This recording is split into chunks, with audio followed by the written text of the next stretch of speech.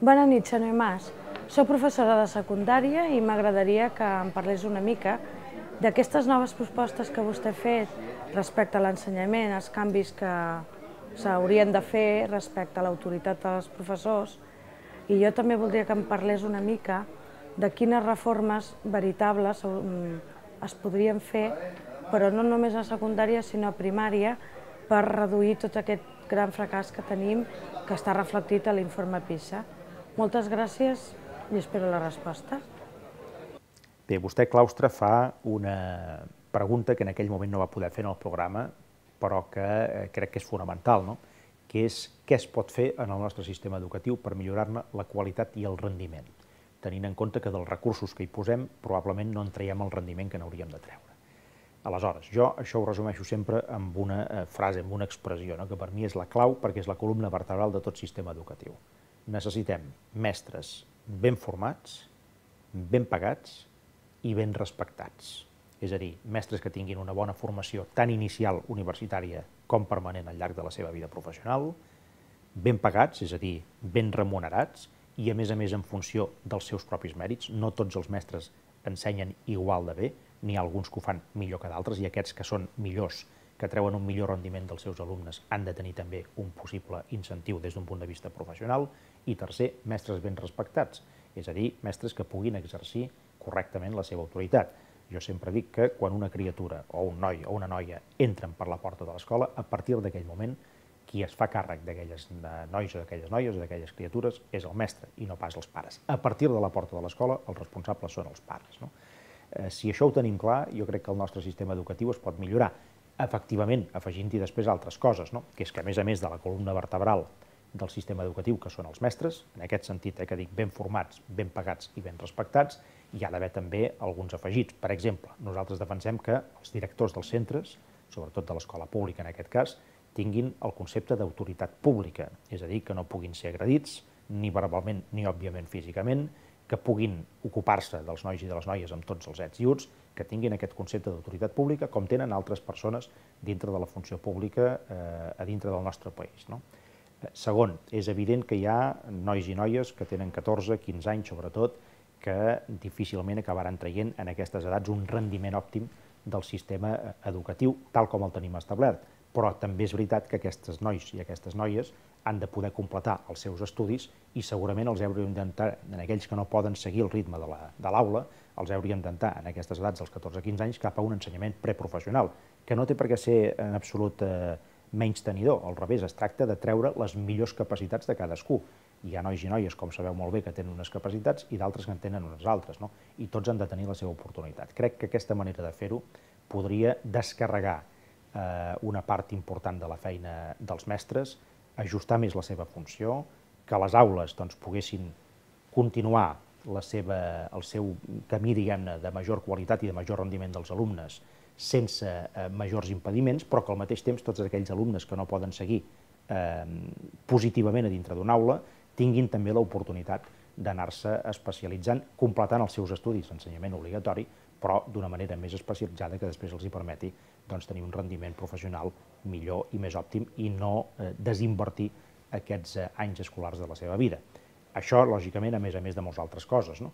Però crec que en aquest sentit d'invertir en els mestres, en formació, en remuneració, en respecte, donant-los autoritat, garantint que els centres tinguin una certa autonomia de funcionament i al mateix temps procurant que aquells alumnes que a determinades edats no poden seguir el ritme de la classe es puguin orientar d'una manera que puguin també complementar la seva pròpia formació professional, la seva pròpia formació acadèmica, fins a l'ensenyament obligatori, em sembla que aquí hi ha les claus del que ha de ser la millora del nostre sistema educatiu. Bona nit, senyor Mas. Les seves propostes per la lluita contra la delinqüència, reincidents i el crim organitzat em semblen molt tristes. No per dolentes, sinó perquè vostès han estat governant molts anys i mai han fet res al respecte. Les lleis que vostè proposa ja haurien d'existir, senyor Mas. Els delinqüents, si no els haguessin deixat entrar, ja no els haurien d'expulsar. A les comissaries, per posar una denúncia, ens passem hores i hores per manca de personal. Jo voldria una resposta sobre aquest tema. Vostè, senyor Anglada, parla del tema de la seguretat. Nosaltres som sensibles en aquest tema I prova d'això és que vàrem insistir molt en que Catalunya tingués una policia pròpia, els Mossos d'Esquadra, no només per raons identitàries, com algunes vegades s'ha dit, sinó també per garantir un sistema de seguretat a casa nostra que sigui molt més eficaç i que, a més el puguem dirigir des de les institucions catalanes. Probablement ningú, com Convergència i Unió, ha fet més per intentar tenir aquesta policia pròpia i per fer un desplegament ambiciós en el conjunt del territori de Catalunya. Efectivament, aquesta no és l'única manera de lluitar contra la inseguretat, però sense policia i sense policia pròpia i sense una policia moderna encara és molt més difícil, no? Ara, també hem intentat, i aquí sí que li soc ben clar, no sempre ho hem aconseguit, no? També hem intentat influir sobre lleis espanyoles, que són lleis espanyoles, concretament doncs, tot el tema del Codi Penal, per anar endurint aquestes penes i per anar endurint la manera de relacionar-se amb la delinqüència organitzada, amb la multireincidència en els delinqüents, etc. I això, en part, ho hem aconseguit. Prova d'això és que aquest enduriment de penes ha portat a que avui, per exemple, es visqui una situació d'una certa tensió o d'un cert col·lapse a moltes presons del nostre país. Com a conseqüència de l'enduriment de les penes, hi ha més gent a la presó i, sobretot, hi ha més gent durant més temps. Això té la seva part bona, des del punt de vista de la seguretat ciutadana, també té, òbviament, la seva part menys bona des del punt de vista de la seguretat de les presons i de la pròpia pressió que hi ha a les presons. Però el que li vull dir, per posar en aquest exemple, és que coses se n'han fet en aquest sentit.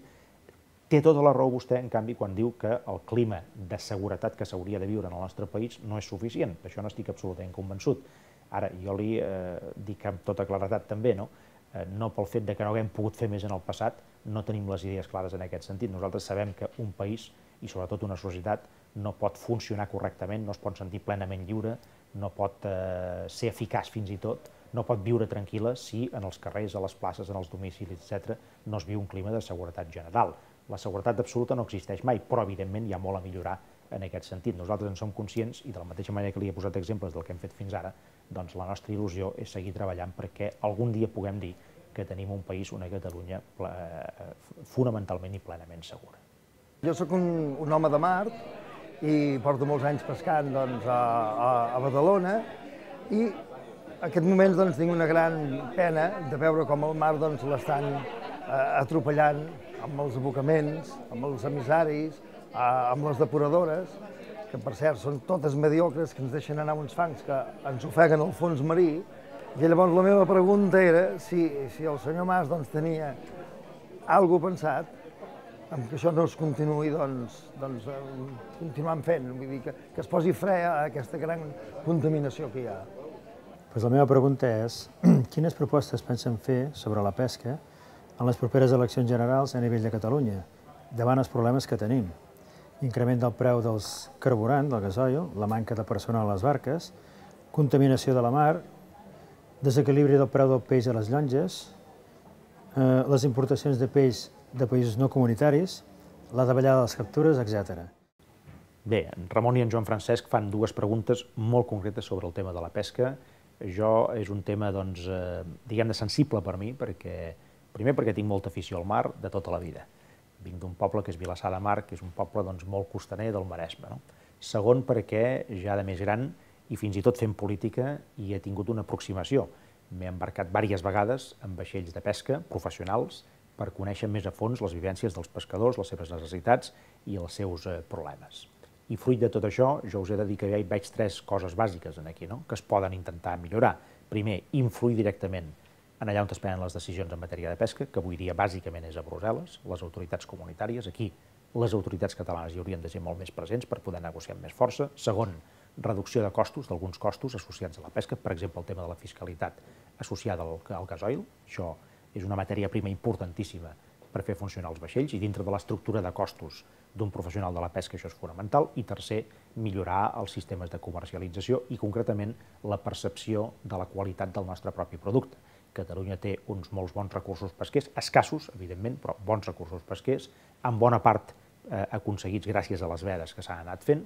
Això s'ha de mantenir de cara al futur, però cal que també el consumidor això ho pugui apreciar i que estigui disposat a pagar el preu que realment això avui dia val. Amb això hi juguen les importacions, que no sempre fan un favor, però també és veritat que som un país, afortunadament, que consumeix molt peix, i això no ha de deixar de ser així. I fins i tot consumim més peix del que som capaços de pescar nosaltres mateixos, cosa que vol dir que poc o molt l'hem de portar també de fora, encara que sigui en part. L'any passat la meva mare de 92 anys es va posar malalta en grip. Vam anar a l'ambulatori, a 40 de febre, i la dona va estar allà un rato i va dir, no senyora, és la grip i tal. Ara s'esperaran que les portin amb ambulància perquè jo no tinc mitjans de locomoció. I quan va vindre l'ambulància, al cap d'un bona estona, ens vam pujar a l'ambulància i qual seria la meva sorpresa, que ens vam tindre que pujar davant la meva mare, jo i el xòfer, perquè darrere anaven 3 persones, o sigui, 6 persones amb una ambulància. I després que el xòfer diu, ja m'indicarà vostè, dic, com és possible que anem així? Diu, no, diu, és que això no passa res, ja m'indicarà on tenim que anar. Aquest any m'han operat de varius i a les 7:30 em tenia que vindre a Palamós, em tenia que vindre a recollir l'ambulància. Doncs saps a quina hora va venir? A les 10 de la nit. No tenim dret a tindre un servei una mica més bé? Bé, el cas que vostè explica, Mercedes, és un cas que malauradament de tant en tant passa, i dic malauradament perquè no hauria de passar. De fet, en un país que té un nivell sanitari com el nostre, que és un nivell sanitari alt, el tema del servei d'ambulàncies hauria d'estar perfectament resolt. Sempre hi pot haver una incidència amb un servei que sempre és complicat i que en un moment determinat pot tenir una punta de demanda molt forta, però en circumstàncies normals aquest tipus de coses no haurien de passar. Jo sobre el cas concret que a vostè li ha passat no puc opinar perquè no l'he viscut, vostè el sap perfectament i a més el va patir, però en línia general s'observen algunes mancances en aquests serveis que realment no s'haurien de donar. Yo quería hablar sobre el tema de la vivienda, para ver que ahora los jóvenes de matrimonio lo tienen imposible para comprar una vivienda. Y la pregunta es, si ustedes que tienen un grupo muy importante político en Cataluña, si tienen alguna solución para este problema. Bé, Jorge, des de Convergència i Unió vam proposar concretament 2 mesures que poden ajudar els joves a accedir a un habitatge més fàcilment. La primera és si el jove de menys de 30-35 anys vol accedir a un habitatge de propietat i no pot fer l'esforç pel 100% del pis, que el faci per un percentatge del pis, concretament el 75 o el 80%, i que l'altre 20-25% l'aporti com a copropietat la Generalitat de Catalunya. D'aquesta manera, la Generalitat de Catalunya aporta uns diners que el jove no ha d'aportar, però evidentment el jove no té la propietat del 100% del pis.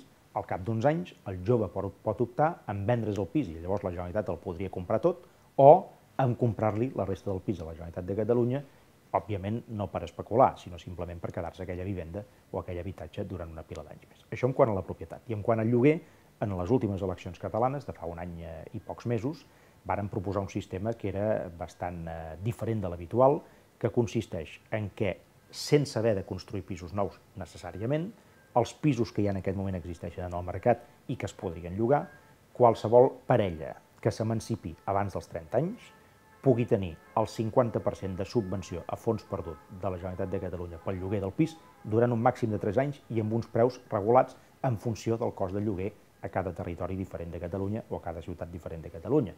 D'aquesta manera, la parella que es vol emancipar, que vol crear una família nova, sap que pot llogar un pis amb una subvenció del 50% del lloguer amb uns topes, amb uns topalls, perquè no hi hagi una especulació de preus de lloguer, i durant 3 anys. Això és una manera d'ajudar en aquesta parella jove o en aquest jove a poder accedir a un habitatge d'entrada i a partir d'aquí, amb el pas del temps, anar-se pagant ell el 100% del lloguer o simplement accedir per una altra via amb un habitatge de propietat. Òbviament, tot això que dic són mesures que han d'anar a més de la construcció de pisos de protecció oficial i de promoció pública que qualsevol administració ha de fer.